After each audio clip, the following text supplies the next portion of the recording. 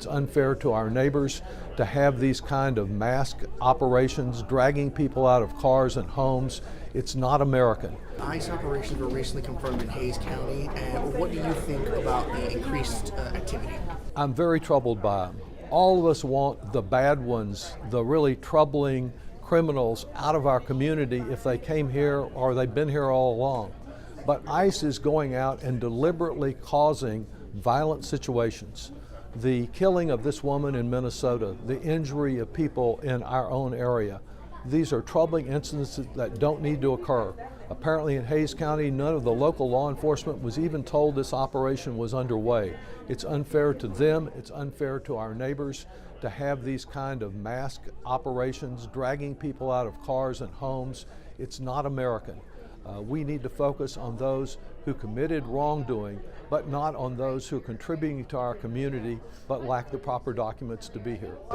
In Kyle, the authorities said that a person was actually hurt by ICE while being detained. That's what we're seeing all over the country. Deliberate instances, whether in the person detained or the many neighbors who are out there saying, why are you taking this person away from us who's contributing, who's working hard in our community? They haven't committed any crimes. Why don't you let them stay and contribute and focus on those President Trump said he would focus on, but now it's sort of anyone he can find to deport from our country, and we're all the loser as a result.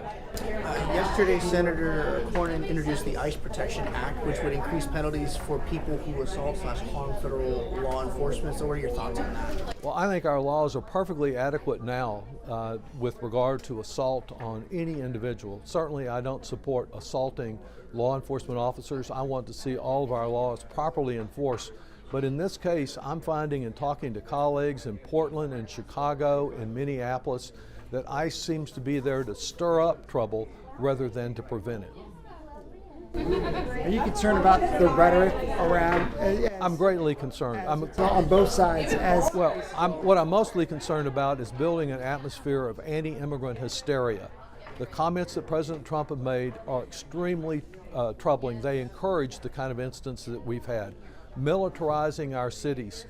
President Trump's own words that he wanted our cities to be used by our military as training grounds for what I think is eventual suppression of his political opponents. So yes, I think that my message to those who are protesting is rely on the power of nonviolence.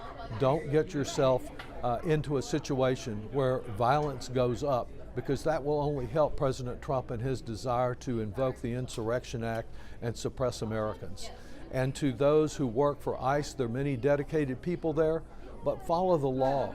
Work to turn down the temperature in these situations instead of engaging in conduct that encourages only more violence. Some of your colleagues have called for ICE to be held accountable for their actions. Absolutely. And how do you do that, being that you're in the minority party? Well, first is trying to rely on our court system.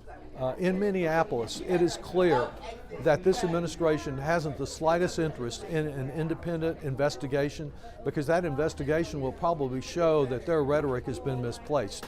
Kristi Noem condemned the woman, mother of three, who had just told the ICE officer she wasn't mad at them, to call her a domestic terrorist. I think that's outrageous. That's one of the reasons, in the way Kristi Noem has engaged in misconduct, that I've called for her impeachment. She should have no place in our government. She's doing a disservice. She's making our families less safe, not more safe. Are you worried as ICE escalates its tactics that the agents are seemingly operating as if they don't have to follow any rules? That's exactly right. They're encouraged by the President, by Secretary Noem, that they are power unto themselves and that they have absolute immunity to do anything they want to do. They do not have that immunity.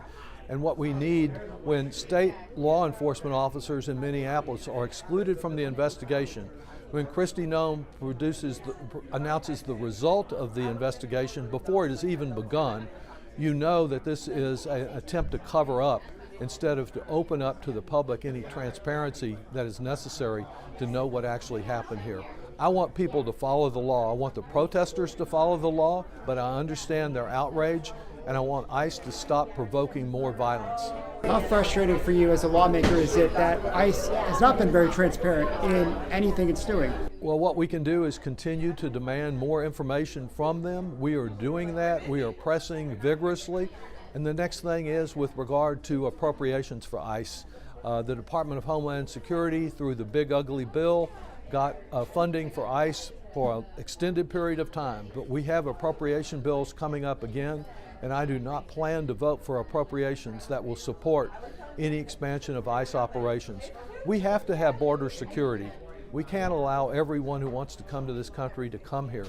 But we also should recognize the value of those people who are here, who are contributing, who are providing jobs in construction, in healthcare, in services industries, who are doing all they can to provide for their families and are contributing to our whole community. It does not benefit us to have ICE go drag someone like that out of their house or attack them when they go to church or to their school or to a healthcare facility. We've got to put a stop to that. And the best way, you mentioned the Democratic minority, the best way is to get a new Congress that won't put up with this nonsense. Thank you for watching. Please hit the subscribe button and get the latest news by downloading the CBS Austin News app.